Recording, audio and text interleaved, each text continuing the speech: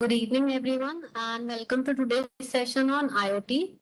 So, today the session will be taken by Vaibhav Jindal. He is working as an intern at Capacity Building and Research Entrepreneurship Center in Artificial Intelligence, Big Data, and IoT. He has done many projects under the said center. So, he will be demonstrating some of the projects along with the basics of IoT. Good evening, Vaibhav. Good evening, ma'am. Am I audible? Yes, Vaibhav, audible. Okay, And I'll share. for the rights, Vaibhav, we can Okay, start ma'am. the session. Okay, ma'am. Okay.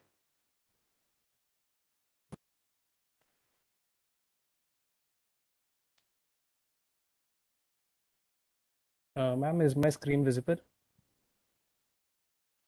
Yes, visible. Okay, ma'am. So, good afternoon, everyone. I hope you had a great learning experience learning Python. And from today onwards, we'll be having two lectures on IoT.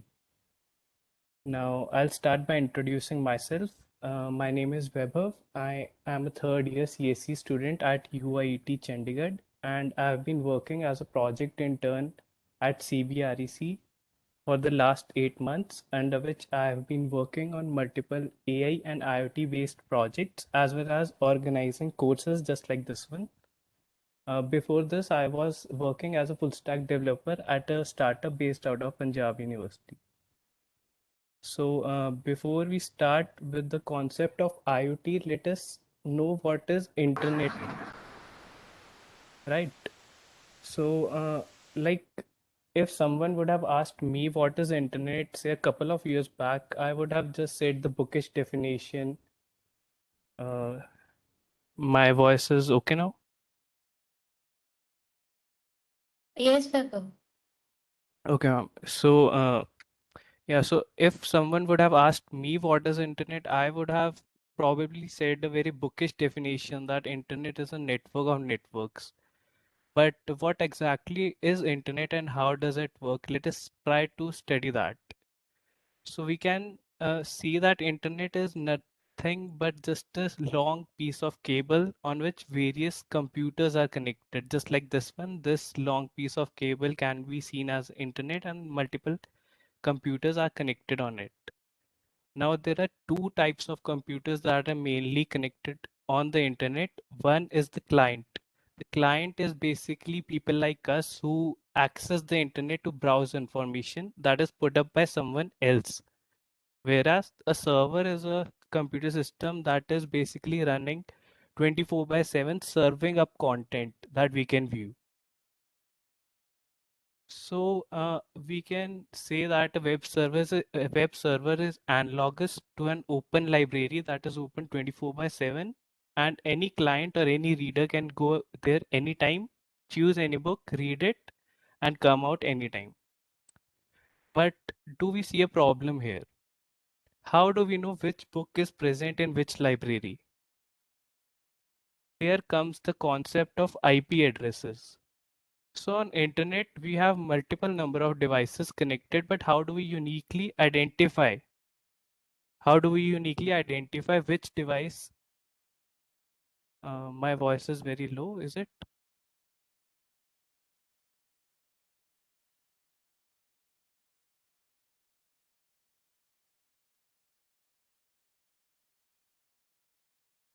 Ma'am, is my voice fine? Loud enough? Okay, okay. Vaibhav, it's very much fine. No issues with voice. Okay, ma'am. Actually, ma'am, I was getting messages that it was a little low. No, no, it's okay. Okay, ma'am. Okay. So, every computer that is connected on the internet is provided a unique number that we call as IP address, and it is used to identify each machine on the internet. So the internet basically works on the concept of a response request cycle. Suppose we want to search something on Google. So what would I do? I would open up my browser, type www.google.com and press enter. Now the Google page loads up, but what happens in between? after I have pressed enter and before the page has been loaded. So let us look at that. What happens is when I press enter, the request is processed to my ISP or the internet service provider, the company whose internet connection I have taken. The ISP checks my request and sees that I don't have an IP address as of now, but I have the URL on which I want to make a request. So the internet passes my request to a DNS or domain name system server. Now, domain name system server is basically kind of a dictionary that converts these URLs into their IP addresses. So the DNS server looks at google.com, finds its IP address, which is 216.58.21.46, and returns it back to the ISP, which returns it back to the client. Now that I have the IP address of where I want to make the request, I can make another request, which again passes to the ISP. The ISP now sees that I have the IP address of where I want to make the request. It passes down the request on the global internet through the cables, finds out the machine where I'm making the request to, which is the server of Google, and now the Google receives a request. Once the Google server receives a request, it sends down the data that I wanted. The data travels back to the ISP, and the ISP transfers that data back to my client, and my Google page loads up. So this is basically the concept of how the internet works. Uh, as I was talking about, if you go to this website, submarinecablemap.com, you can actually see the cables that are laid down all over the world, which are actually connecting different computers through which the internet is possibly working. Like you can see, there are so many cables that are going underwater under the Atlantic Ocean, which makes all of these internets accessible to us, right? So moving on. So as we have seen in the previous slides, internet is a way to connect different devices, say computers, laptops, mobile phones, so that people can connect, communicate, or share data with each other. But can we go beyond this? What if things or the inanimate objects or devices like our television, our air conditioner, our refrigerator could communicate with each other, use internet to our benefit, and automate the daily processes with minimal human interaction? Let me present a scenario with you. Say you are at work, and while you're working, you realize that you don't remember whether you turned off your air conditioner at home or not. What are the possible choices you have? Either you can assume that you must have turned off the air conditioner and let it be as it is, or you could travel all the way back to home and check whether it is on or not, right? Now, both of these choices are kind of tough to make. But what if I tell you that you can just use a smartphone, open up an app, check whether your air conditioner is on or off, and if it is on, you can turn it off from your mobile phone only. What will you do? Take any of the previous choices or just use a mobile phone? Easy answer, right? You will travel back all the way home and check whether it is on or off. Just kidding. We'll use our mobile phone to do this. So this is where the technology of IoT comes into picture. IoT is basically connecting all these inanimate objects, or what we call as things, to the internet so that they can communicate with each other and benefit us. This is a more formal definition that is given on the Wikipedia page. The Internet of Things describes the network of physical objects, so known as things, that are embedded with sensors, softwares, and other technologies that is used for the purpose of connecting and exchanging data with other devices and systems over the internet. Moving on. So how many of you read news on a regular basis?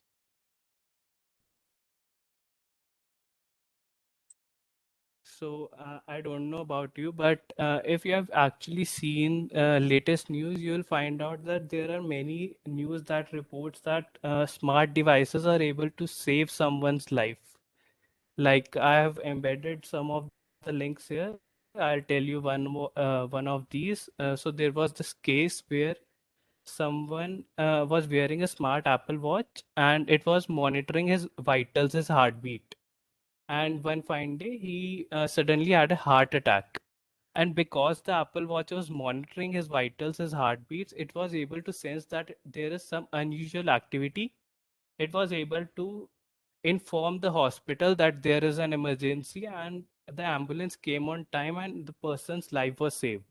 So this is what we are talking about. This is what IoT has been there today. Presenting another example, say, what if you imagine that you wake up at 7 a.m. in the morning? As soon as your alarm rings, the curtains open up, the coffee machine starts on its own and starts brewing coffee, and the shower, the water heater starts up. Sounds fascinating, right? Now, although all of this is fascinating, there's a lot that goes on in the background to ensure the seamless functioning. From the communication of data between various devices to their analysis and afterwards their control and command, right? So we'll be talking a lot about this in the coming slides. Talking about the fields where IoT is today, there is hardly any sector that we don't see IoT present today. Like we have smart homes, smart wearables, smart cars, smart farming, smart retail, smart grid, smart city, smart healthcare, and anything you can actually see around you. Most of these sectors include some part of IoT today. Let us talk about smart homes, for example. So we could have multiple devices in our homes, right? Like we have an air conditioner, an electric bell, or we have a temperature monitor, a fire alarm, water heater. Now, with the help of IoT, all these devices are connected to the internet. They communicate with each other and with the user. So you could get all the insights of these devices on your mobile phone, as well as there could be some cases like if the temperature goes beyond a certain degree, or air conditioner automatically starts, right? So this is what IoT is about. Smart farming. Now, I don't know how many of you actually water plants, but I found it a very tedious task. So what if we can automate it, right? Maybe we could do something like this. We could install some sensors that actually determine the content of moisture in a soil. There are these sensors available that determine the content of moisture in our soil. Now, all of this data that is collected from these sensors is transported over a Wi-Fi network to a cloud service. Now, these MQTT and HTTP are some protocols that are used for the safe and secure communication of data. Since this is an introductory course, we will not be going in detail about that. But the next thing that happens is the cloud receives the data from the sensor. It uh, analyzes it, grabs out the necessary information from it, like the time, date, and moisture level, and it keeps a control over it, and as at the same time also sends it to our mobile systems.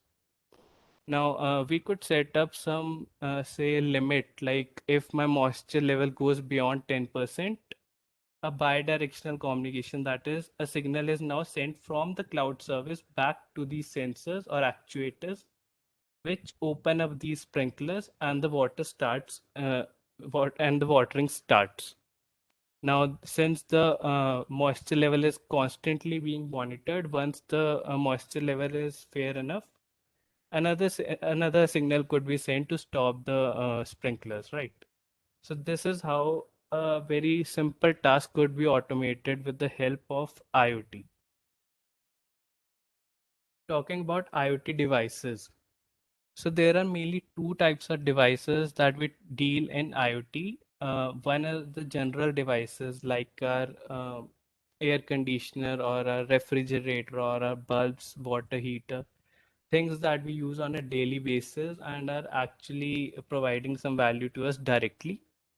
And the other could be sensing devices or actuators, like we could have a temperature sensor, a water, a humidity sensor, and moisture sensor, as we discussed in the previous slide. So these are the two types of devices that we mainly deal with in IoT.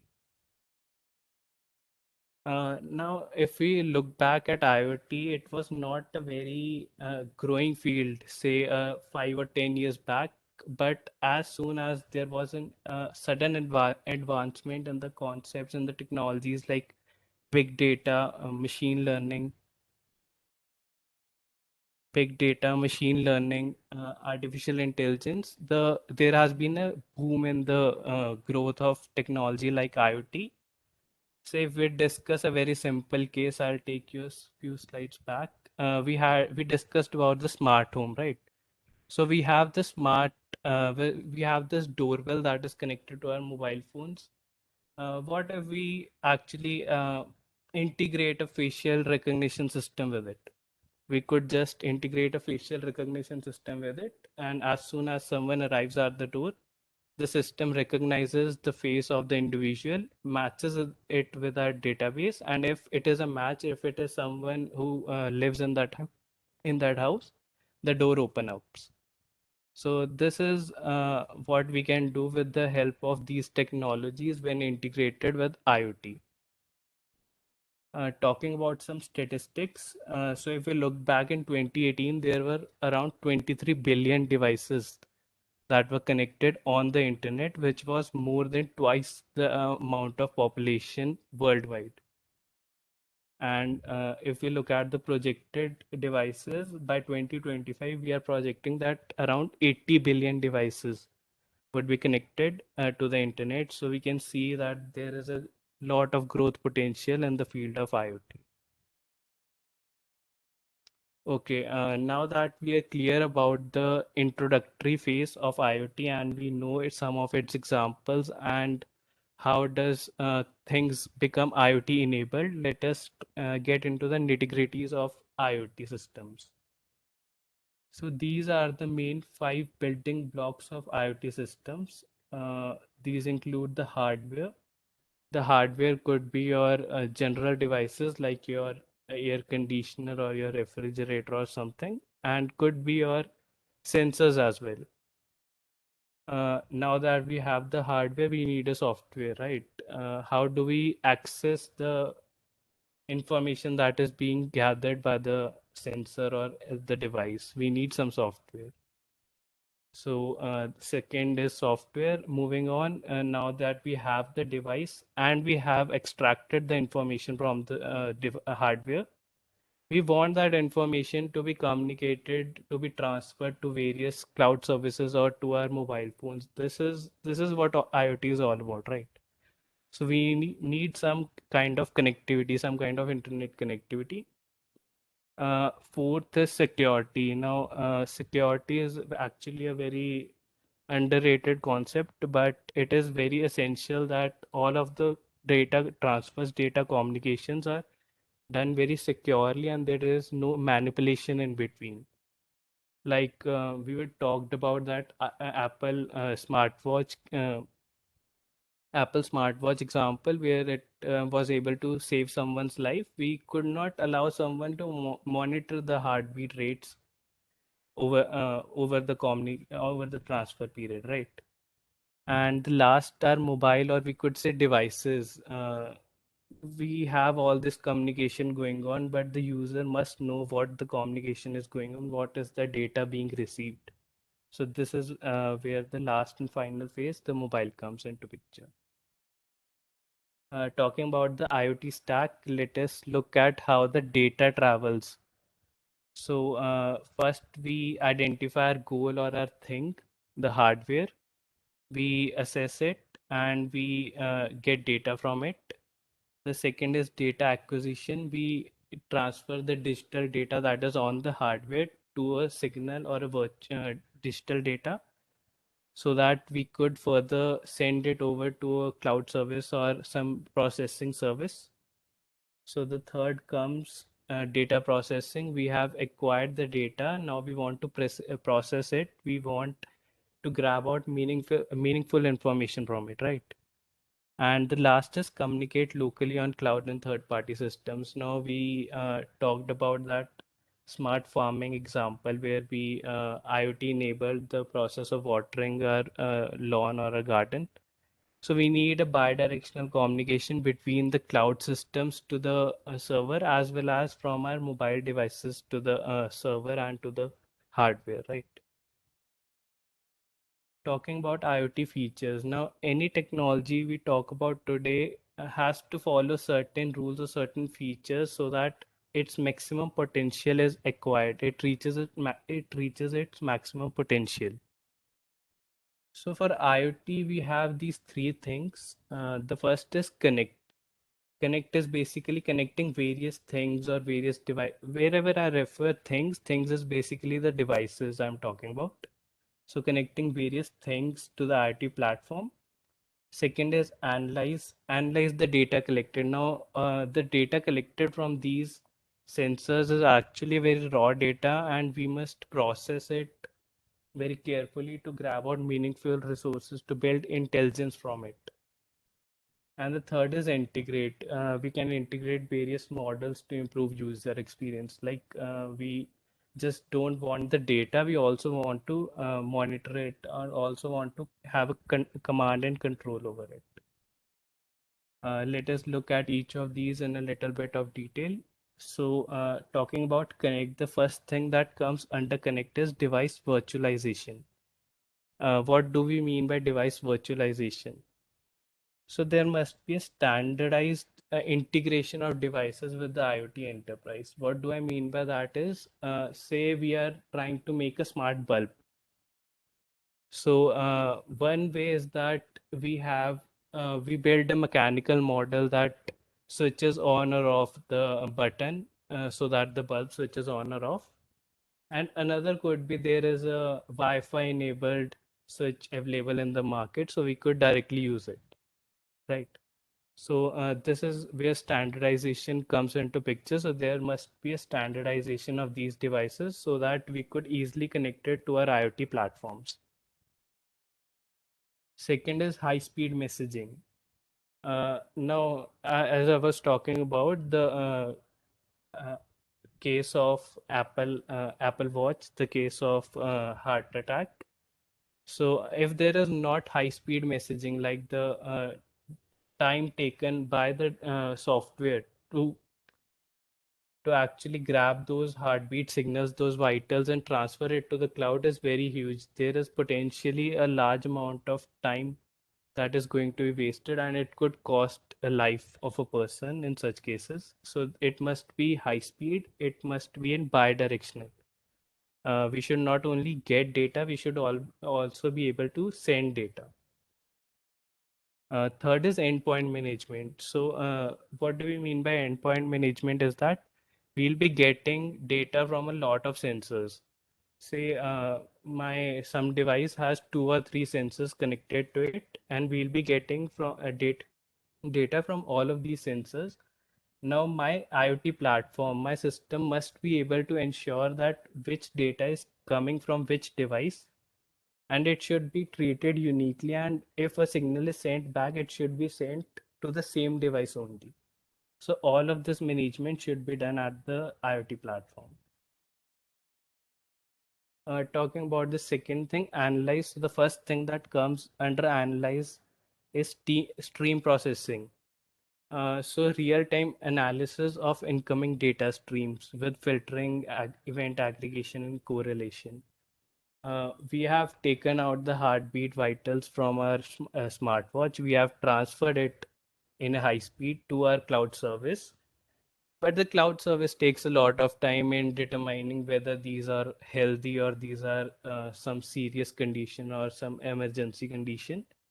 So this is again a failure at the end of our system. So all the analysis, all the processing that we are doing must be real time. Data enrichment. Okay, so we talked about data coming from various devices. Now, all of these data would be raw in nature. We could be getting so many different features that might not be very helpful for us. So the IoT platform must be able to ensure that only the contextual and only the important data or information is grabbed out from the raw data, and that is further processed. Event store. Now this is more of a higher end application. So we could provide an event store like if you have used any cloud service like the Google Cloud platform, you'll see that it provides various buckets for storage, and you could there is a feature named as BigQuery, using which you can actually grab various insights from your data. Like we could enable something like big data analysis where we could see the data that we have been collecting over the past few time and make certain predictions on the future using that. Okay, so the last feature is integrate, and the first thing that comes under integrate is enterprise connectivity. We were able to send the data from our Apple Watch to our cloud service. We were able to detect that the person's condition is critical, person's condition is of emergency, but there is no one we could reach to, we could send a signal to so that they could come to our help. Then what is the point of all of this? So there must be an enterprise connectivity, say an hospital, say for that example, an hospital that is looking out for signals that are being sent by such watches or such devices, so that whenever a case of emergency arrives, they could send someone to the rescue. REST APIs. Now, I don't know about many of you have been hands-on with the web development, but REST APIs are actually used to process various requests over the internet. Now, these could be used for our applications, mobile applications, to gather the content, gather the information from the cloud services. Third is command and control. As we talked about, we want a bi-directional communication. We just don't want that we are getting all those signals. We must also be able to send a signal. I must also be able to turn on or off the AC and not only get the status of whether it is on or off. Okay, so the IoT ecosystem. Now, there is no single architecture that is universally agreed upon when building IoT applications. If any application is broken down into a very basic architecture, we'll have these three layers with us, falling bottom up. So the bottommost layer is the perception layer. The thing that comes under the perception layer is that sensors will sense and gather information about the environment, and this information is using some software converted into a digital format. Second is the network layer. The network layer is responsible for transfer of this data over the internet to some cloud service or to the users or some application where we could do processing or we could just visualize data. And the third and the final layer is application layer. This is the layer we talked about, like the mobile applications where we are getting the data, we are getting the insights of our devices.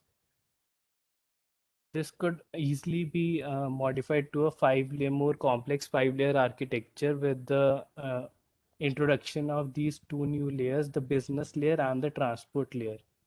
Now, the perception layer remains same. So perception layer is all about gathering the data from the sensors.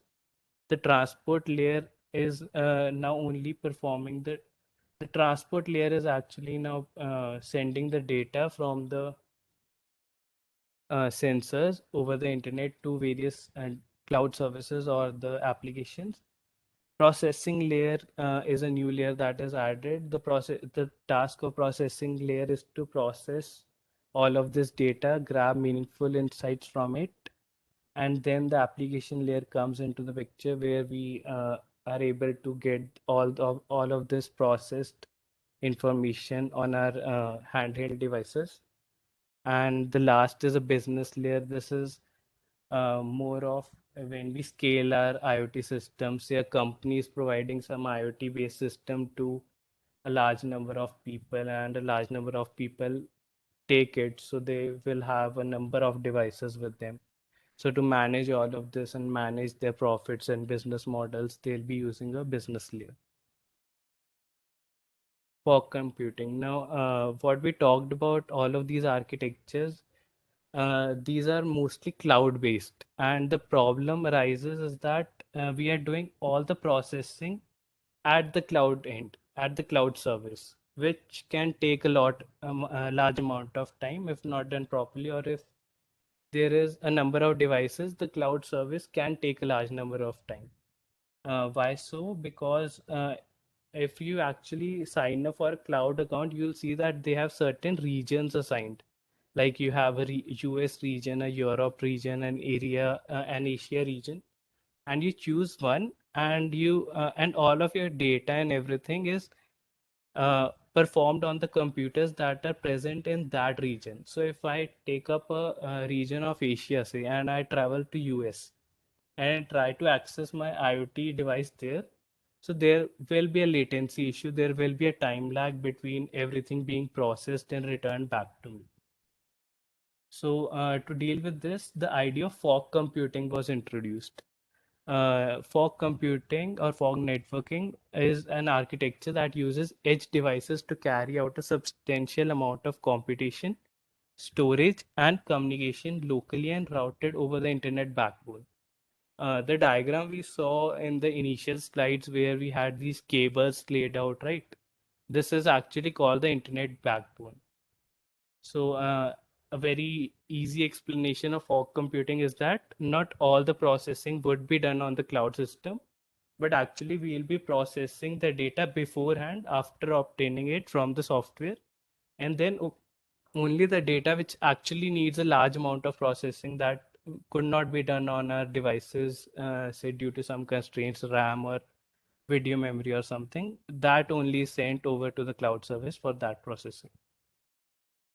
So if we actually apply a fog computing architecture on our IoT system, there is this inclusion of these four layers in between the physical or perception layer and the transport layer. Remember, the physical layer was where we were getting out all the data from the sensors, and the transport layer was where we were transferring this raw data to the cloud services or to the pre-processing layer. So there's this inclusion of these four layers: monitoring layer, pre-processing layer, storage layer, and security layer.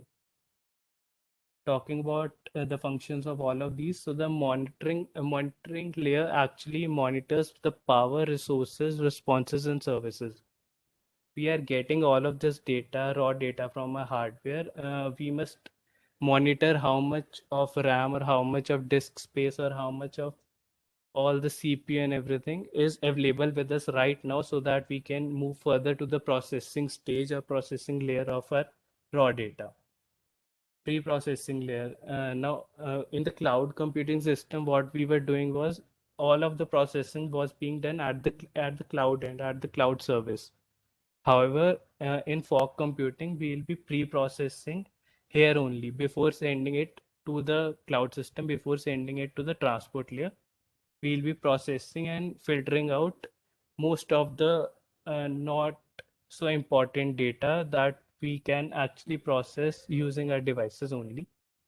There will be a temporary storage. Now, why this could be used is that we may require some sudden, very sudden kind of process data.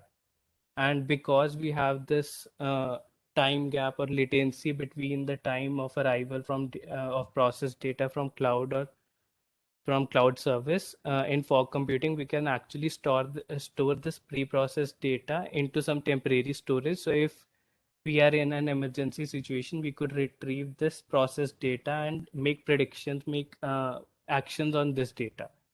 Like if I have to give an example, say you are at a red light and there is an ambulance that comes up. So you will try to make the light green and also do this in such a fashion that there are no accidents, like every other light goes off and you will figure out the most nearest route to the hospital, and you'll make sure that all of the lights that are on this path are green by the time the ambulance reaches there. So this could be an use case of a temporary storage where we would need data very quickly or in a very emergency situation. And this last is security.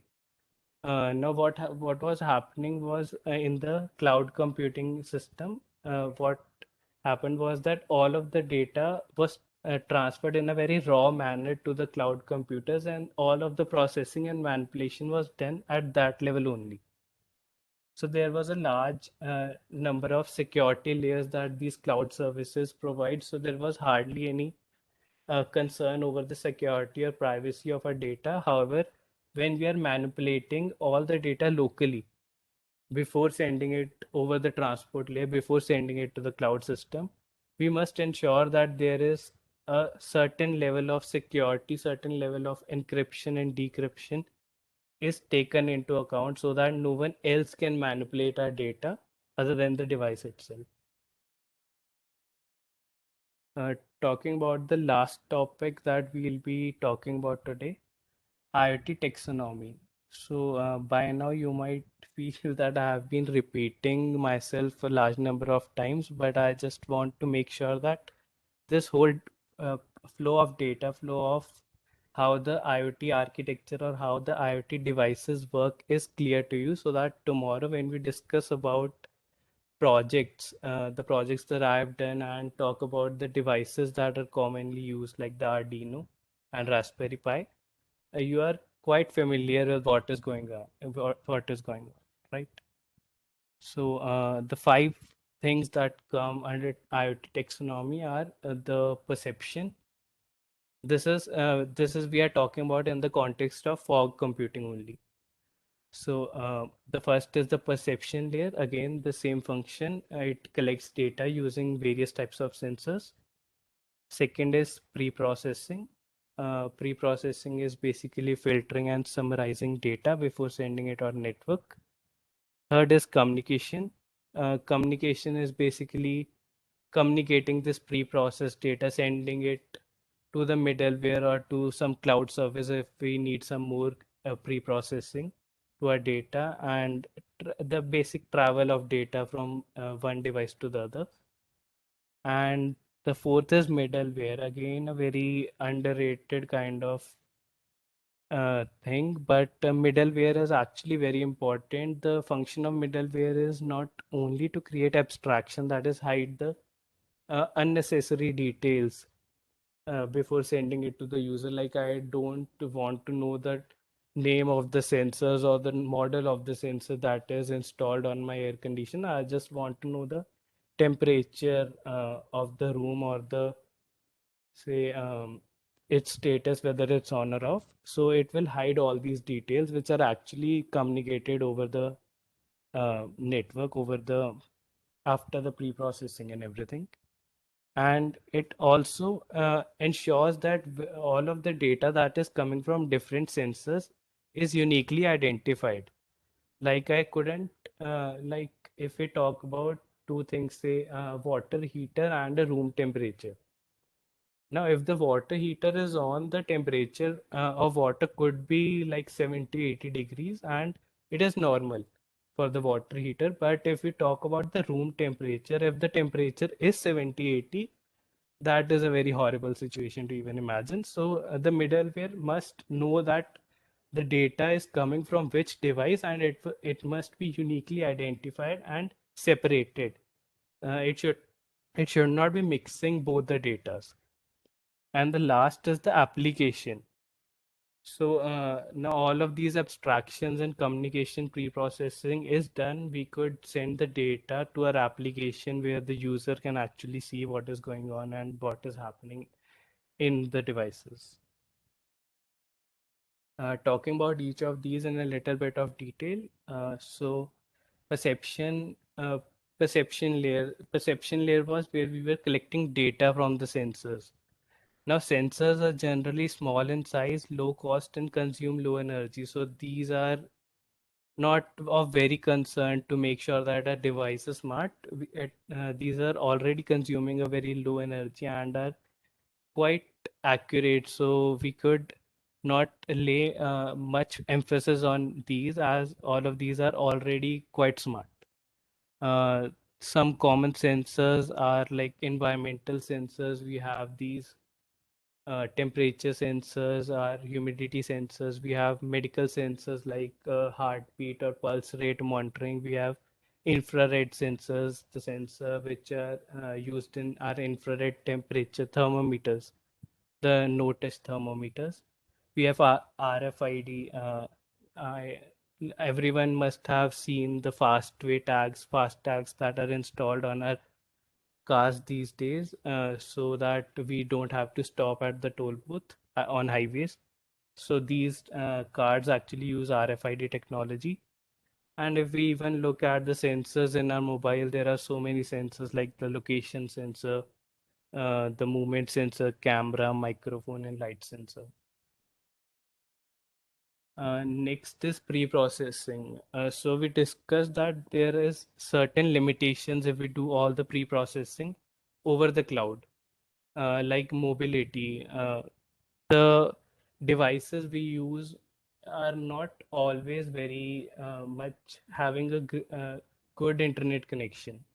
There could be places where I might struggle to even get a 2G connection, right? And there might be places where I'm even getting a 5G connection these days. So there is certain kind of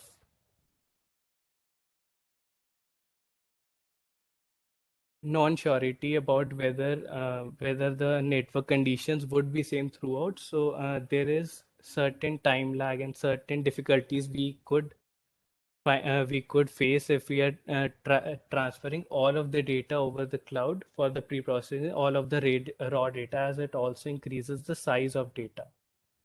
Reliable and real-time actuation. Obviously, we talked about that if we are having a large number of devices and we are sending all the raw data to our cloud services, we'll have latency issues. There would be a time lag. So this is not definitely something we want in critical situations like healthcare systems and scalability. As the number of devices, the latency is obviously bound to go up. So the features of fog computing over the cloud computing in the pre-processing stage is that it offers low latency. We don't have to transfer all of the data, and we are doing most of the pre-processing on our devices only. So the latency or the time gap is actually pretty low. Distributed nodes, we could actually use distributed systems on our mobile devices to do all this pre-processing. Mobility, now if we are using fog computing, we may actually choose any smaller server even that is nearest to us for the transfer of the information to our services. Real-time response, since there is no latency issues or very less latency issues, most of the responses we get using fog computing are real-time. And interaction with cloud. Now, this is actually very important thing to be understood, that by using fog computing, we are not just neglecting the cloud service at all. We are saying that only the amount of data that is actually not being able to be processed at the mobile level, at the device level, is actually sent to the cloud service. Third is communication. So we have processed our data, we have gathered the data, we have saved so much of power, made our system smart. But what if we spend all the power, all the energy saved, all the time saved in the communication of data?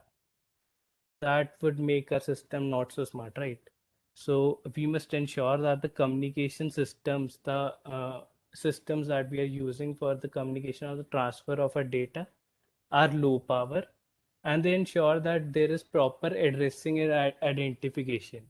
Like it should not mix up data coming from two or three different sensors. It should ensure that the data, when transported to the next layer, is actually very well separated, so that only the data which is associated with a particular sensor is grouped with that particular sensor only. So there are multiple low power technologies, like we have a low power Bluetooth energy, low power Wi-Fi, and RFID tags are actually very less distant communication kind of things which cannot span on a very long range. So these are some of the technologies that we can use to make our system smart, to make low power consumption and effectively transfer our data between different layers. Middleware is something we talked about, that it should be able to maintain programming abstraction and interoperability. Like there should not be mixing up of devices, and all of these sensors must be able to receive and send signals as separately and uniquely, so that there is no mix up of data, there is no data inconsistency that we get through the system. Device discovery and management. So all the devices that are currently connected to our systems, or that are managed by systems, should be discoverable and identified by the middleware. Scalability. Like I do not want that my system is working well on 10 sensors or for 10 users, but when the number of users scale to 100 or say 200 or 2000, the system fails. So there should be a decent amount of scalability that my middleware offers. Big data analytics. Obviously, we talked about, say, I've been sending my data from my air conditioner over a period of an year. So all of this data was collected and was processed at the same time. Now we could generate some analytics from it. We could generate some insights from it. Like I could get to know that if I'm traveling to, say, some outstation place for a month, what could be the possible amount of savings that I would be doing on my energy consumption through the air conditioner that I would have spent if I would have been not gone or stayed in home only. Some things like that. Security and privacy. So the middleware should be able to ensure there is proper security and privacy of users' data. There should not be any chance that anyone could just hack into our systems and manipulate or modify data. Cloud services. The middleware is actually one of the factors or one of the things that are connected to the cloud services. So if we need some insights or some processing from the cloud as well, we could send and receive data through the middleware only. And context detection. So context detection is also a very important thing. Like we talked about this example of a water heater and a room temperature, right? So the middleware must be knowing that the temperature that is higher than normal and is coming from a water heater is actually normal, and the temperature which is, say, higher than normal but is coming from the room temperature monitoring device is actually a sign of concern for us. Okay, so the last slide for today is applications.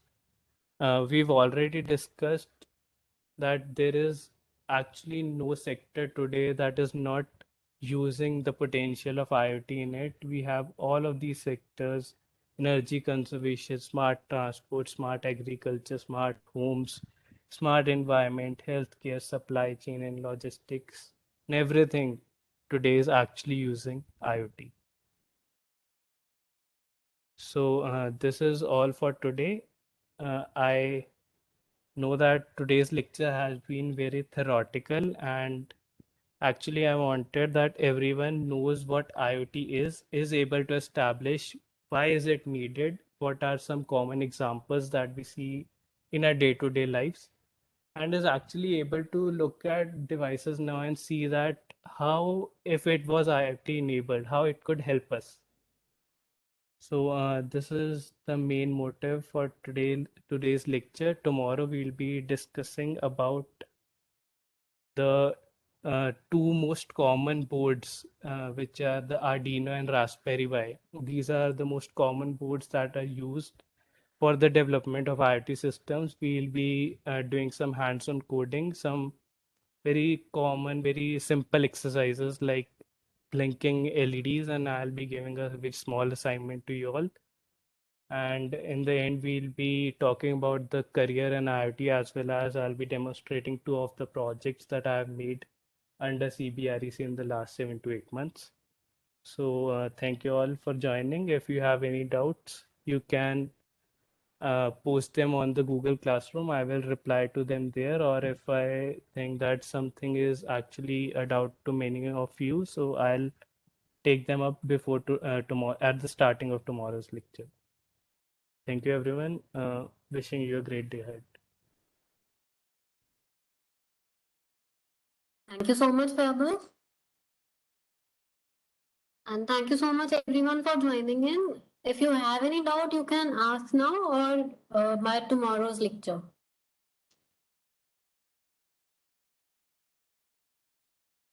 I have given you the rights. If you have any doubt, you can ask that now.